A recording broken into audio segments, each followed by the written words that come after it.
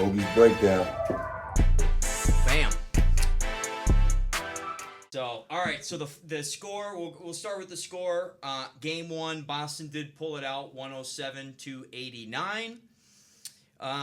What was your opening thoughts going into the game? You know, give us your thoughts overall the season that Boston had and Dallas. Well, I feel like Boston, they kind of walked into the finals. Oh, yeah. Dallas had a great season also. So game, to me, the first, home court advantage, whenever you go, like on the road, it's the same way. But when you have home court advantage, the series doesn't start until you lose the home game. So I felt like Boston did exactly what they're supposed to do.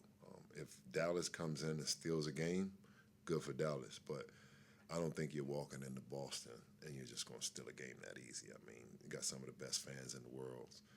I mean, they got a great team. They're playing well right now. So what Boston did to me is exactly what they're supposed to do. So you get game one, you come in, the emotions are high.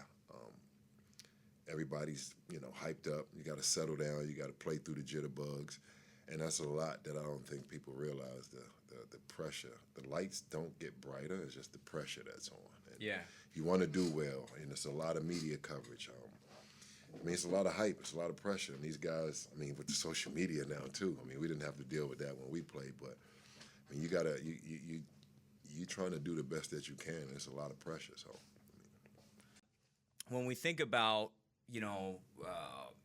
Boston had a couple injuries going into the series, right? They had Porzingis, he was hurt going into game one, so a lot of questions about how he was going to perform, and he actually came out phenomenal out of game one, out of the gate. What did you think of his performance? Oh man, I'm a Kristaps fan. I actually got to work with him a little bit when I was coaching the Knicks. He works hard. I don't want people talk a lot, but I've had a chance to be around him. He's a hard-working guy. He comes in, puts the work in. I think it was the year he was hurt and I was coaching the G League. He would interrupt our practices sometimes. Oh yeah. And he would have his music on and be down there shooting. And of course, at the time it was the D League, and we're down here shooting. And I'm looking at Coach like, you gonna go say something to him? And we would just, he would shoot on the other end, music blasting, but we didn't mind. Funny. He was a star player of the Knicks at the time. So, Yeah. Like I said, I'm a fan of his, and the way he showed up and played, it doesn't surprise me at all.